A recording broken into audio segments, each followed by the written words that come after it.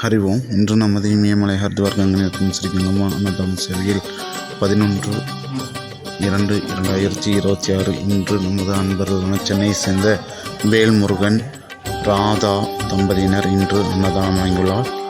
வேல்முருகன் ராதா லோகேஷ் முகேஷ் குடும்பத்தார் இன்று சாது சன்னியாசி மற்றும் உடல் ஊனம் அன்னதானம் வழங்கியுள்ளார்.